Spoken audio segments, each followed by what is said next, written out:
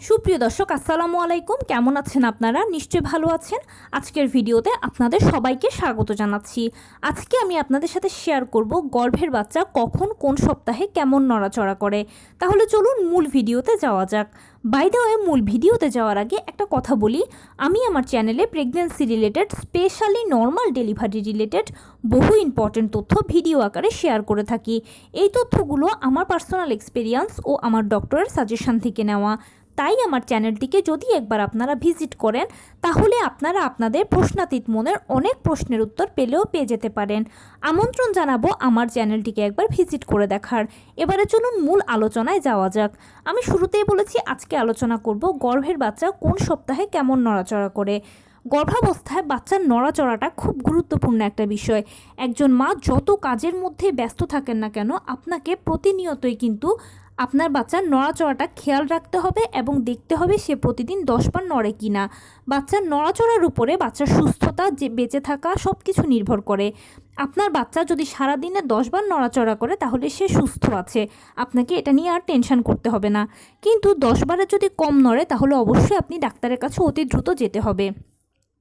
হয়তো বাচ্চা বিভিন্ন কারণে, বিভিন্ন কিছুর জন্য বাচ্চা নড়াচড়াটা করছে না, সেটা আপনি ডাক্তারই ভালো বলতে পারবেন। তো বাচ্চার নড়াচড়া নিয়ে প্রথম মায়েদের মধ্যে অনেক কনফিউশন কাজ করে। তারা বুঝতে পারে না কোন সপ্তাহ থেকে নড়াচড়া করে, কেমন নড়াচড়া করে ইত্যাদি বিভিন্ন প্রশ্ন প্রতিদিন পেয়ে থাকি। আমি প্রথমেই বলতে চাই যে বাচ্চারা নড়াচড়া 5 মাস বয়স থেকেই শুরু করে। মানে আপনার প্রেগন্যান্সির যখনই 5 মাসে পড়বেন তখনই খেয়াল করবেন আস্তে আস্তে বাচ্চার নড়াচড়াটা শুরু করে দিয়েছে। অনেকে আবার 4 মাসেও বুঝতে পারে, এটাও কোনো সমস্যা নয়, ঠিক আছে। কিন্তু বেসিক্যালি 5 মাস থেকেই কিন্তু বোঝা যায় বাচ্চার নড়াচড়াটা। তবে সেই নড়াচড়াটা কখনোই কিন্তু বাচ্চা ওলটপালট করবে, বাচ্চা পা দিয়ে লাথি দেবে, এই টাইপের কোনো কিছু কিন্তু আপনি ফিল করবেন না। ওই সময় যেহেতু একেবারে সে ছোট, একদম অল্প তার অবস্থান, সেজন্য তার নড়াচড়াটাও খুব সামান্য, খুব অল্প আপনি ফিল করবেন। কেউ কেউ বলে এটা অনেকটা হৃৎপিণ্ডের টিকটিকের মতো, কেউ কেউ বলে ঘড়ির টিকটিক শব্দের মতো, আবার কখনো ডিপ ডিপ শব্দের মতো, হয়তো মনে হলো একটু প্রজাপতি মতো উড়ে গেল, বা হয়তো হতে পারে যে এরকম যে ঘড়ির কাঁটার মতো টিকটিক একটা শব্দ, এই টাইপের বিভিন্ন ধরনের শব্দ অনেকে পেয়ে থাকে। প্রথম দিকে এই শব্দগুলোকেই কিন্তু নড়াচড়া ধরা হয়, আর আপনাকে প্রথমে এই শব্দগুলোই গুনতে হবে। তবে খেয়াল রাখবেন প্রথম দিকে বাচ্চারা খুব অল্প নড়ে, চোখের পলকের থেকেও কম নড়ে। হয়তো আপনি একবার বুঝতে পারলেন, হয়তো আবার 2-3 ঘন্টা বুঝতেই পারলেন না, আবার হয়তো বুঝতে পারলেন, আবার হয়তো অনেকক্ষণ বুঝতে পারলেন না। এভাবে অল্প অল্প করেই বাচ্চা নড়াচড়া করবে। তবে সেক্ষেত্রে আপনার ঘাবড়ানোর কিছু নেই, একটু মনোযোগ দিয়ে আস্তে আস্তে শুনবেন, বাচ্চার নড়াচড়াটা ফিল করবেন।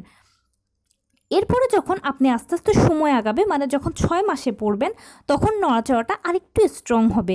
মানে আপনি যেই টিপ টিপ শব্দটা আগে অল্প অল্প পেতেন এখন একটু বেশি পাবেন, যে ডিপ ডিপ শব্দটা অল্প অল্প পেয়েছেন এখন একটু বেশি পাবেন, প্রজাপতি উড়ে যাওয়ার মতো ভাবটা এখন একটু বেশি পাবেন, ঢেউয়ের মতো ভাবটা এখন একটু আগের থেকে ভালো পাবেন। যখন 7 মাসে পড়বেন তখন কিন্তু অলরেডি আপনার বাচ্চা আপনাকে কুনুই দিয়ে গুঁতো দিতে শুরু করবে, পা দিয়ে লাথি মারতে শুরু করবে, নখ দিয়ে খামচাতে শুরু করবে, এই ফিলিংসগুলো পাবেন।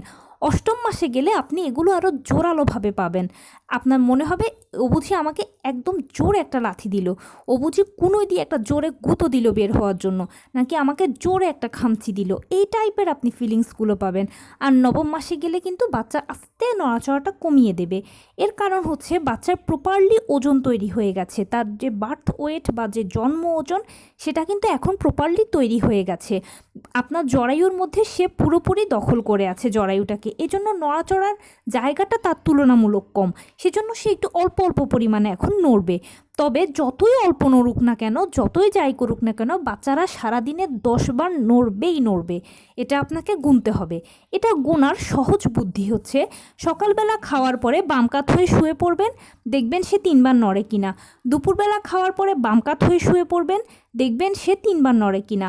রাতের বেলা খাওয়ার পরে বাম কাত হয়ে শুয়ে পড়বেন, দেখবেন সে 3 বার নড়ে কিনা। টোটাল হলো 9 বার। আর সারাদিনে সে যদি একবার নড়াচড়া করে, এই তো হয়ে গেল 10 বার। আপনি যত ব্যস্তই থাকুন না কেন, যত কাজের ভেতরেই থাকেন না কেন, আপনাকে কিন্তু তার এই নড়াচড়াটা গুনতে হবেই হবে। এমনকি আপনার ডাক্তারও কিন্তু এটা আপনাকে বলে দেবে। ধরুন আপনার বাচ্চার নড়াচড়াটা আপনি কম বুঝতে পারছেন, যে কোনো মাসেই আপনি হয়তো কম বুঝতে পারছেন, তখন সেক্ষেত্রে কী করবেন? টেনশন করবেন না, ধৈর্য হারাবেন না। টেনশন মাথায় নিয়ে যদি তার নড়াচড়া বোঝার চেষ্টা করেন তাহলে কিছুই বুঝতে পারবেন না। তাই প্রথমে টেনশনটা ছেড়ে দিয়ে আস্তে আস্তে বোঝার চেষ্টা করবেন, একটু সময় নিয়ে বোঝার চেষ্টা করবেন। হয়তো এখন বুঝতে পারছেন না, কিছুক্ষণ পরে আবার বোঝার চেষ্টা করবেন। ধরুন আপনি অনেক চেষ্টা করেছেন কিন্তু বুঝতে পারছেন না, ভেতরে ভেতরে খুব টেনশন কাজ করছে, তখন সেক্ষেত্রে যেটা করবেন, ঘরে মিষ্টি জাতীয় যদি কিছু থাকে অথবা বেশি করে চিনি দিয়ে 1 গ্লাস শরবত গুলিয়ে খেয়ে বাম কাত হয়ে শুয়ে পড়বেন। দেখবেন কিছুক্ষণ পরে সে নড়ে উঠেছে বা তার নড়াচড়াটা বুঝতে পারবেন। কেননা মিষ্টি জাতীয় খাবারের পরে বাচ্চারা কিন্তু নড়াচড়া করে। এরপরেও যদি দেখেন যে না, আপনার বাচ্চা কোনো মতেই নড়ছে না, আপনি বুঝতে পারছেন না, 24 ঘন্টার মধ্যে একবার কিংবা দুবার বুঝতে পেরেছেন, হাজার চেষ্টা করেও বুঝতে পারছেন না, তখন কিন্তু আর বসে থাকা যাবে না। আপনি সরাসরি আপনার ডাক্তারের সাথে যোগাযোগ করবেন, আর কোনো এক্সপেরিমেন্টের দরকার নেই। ওই সময় ডাক্তার অবজার্ভ করবে বা আলট্রাসোনোগ্রাম করবে, বা ডাক্তার যা যা করার আপনার ডাক্তার সেটা করে বলবে যে কেন কী কারণে হচ্ছে। অনেক সময় হয় কি যে বাচ্চা যদি অসুস্থ হয় নড়াচড়া কম করে, বা রক্তের সাপ্লাই কম হলে নড়াচড়া কম করে, অথবা পর্যাপ্ত পরিমাণে পুষ্টি যদি সে না পায় তাহলে সে নড়াচড়া কম করে, বা অক্সিজেনের স্বল্পতা হলে নড়াচড়া কম করে, ইত্যাদি বিভিন্ন কারণেই হতে পারে। তাই ডাক্তারের কাছে গেলে আপনার ডাক্তারই বলে দেবে যে কেন কী কারণে সে নড়ছে না বা কম নড়ছে, সে মতে ব্যবস্থা দিলে ইনশাল্লাহ বড় ধরনের ক্ষতির হাত থেকে আপনারা রক্ষা পেয়ে যাবেন। গর্ভাবস্থায় একজন গর্ভবতী মায়ের কিন্তু সবসময় বাম কাত হয়ে শোয়া উচিত। আপনি যদি বাম কাত হয়ে শোন তাহলে আপনার বাচ্চা পর্যাপ্ত পরিমাণে অক্সিজেন পাবে, বাচ্চার অক্সিজেনের সংকট হবে না। এরপরে আরেকটা বড় কথা হচ্ছে, অনেকে বলে যে সারাদিনে বাচ্চার নড়াচড়াটা আমি কম বুঝি কিন্তু রাতের বেলায় বেশি বুঝি, এটা কি কোনো সমস্যা? না, এটা কোনো সমস্যা নয়। এর কারণটা হচ্ছে সারাদিনে আপনি বিভিন্ন ধরনের কাজকর্মের মধ্যে ব্যস্ত থাকেন। বাচ্চা ওই সময় আপনি কাজকর্ম করলে ঝাঁকুনি পায়, দোল পায়, তখন এটাকে দোলানো মনে করে, আর ওই সময় সে ঘুমিয়ে থাকে। কিন্তু রাতের বেলাতে আপনি কোনো কাজ করেন না, শুয়ে থাকেন, ওই সময় বাচ্চা মনে করে যে তার খেলার সময় হয়েছে।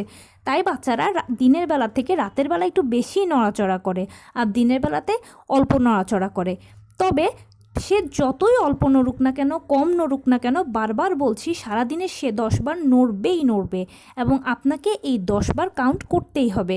এমনকি নবম মাসেও কিন্তু সে সারাদিনে 10 বার নড়বে, আপনি এটাও কিন্তু গুনবেন। তো এই ছিল আজকের ভিডিও। কেমন লাগলো বলুন? যদি ভালো লেগে থাকে ও হেল্পফুল হয়ে থাকে তাহলে প্লিজ লাইক, কমেন্ট, শেয়ার করতে একদম ভুলবেন না। আর সেই সাথে আমার চ্যানেলটিকে সাবস্ক্রাইব করার বিনীত অনুরোধ রইল। পাশে থাকা বেল আইকনটি ক্লিক করে দেবেন যেন আমি ভিডিও আপলোড করার সাথে সাথে আপনারা নোটিফিকেশান পেয়ে যান। এছাড়া যদি কোনো প্রশ্ন থাকে কমেন্টসে জানাবেন, আমি রিপ্লাই দেব।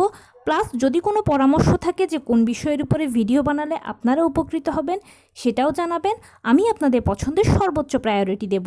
ভালো থাকবেন, সুস্থ থাকবেন। আসসালামু আলাইকুম।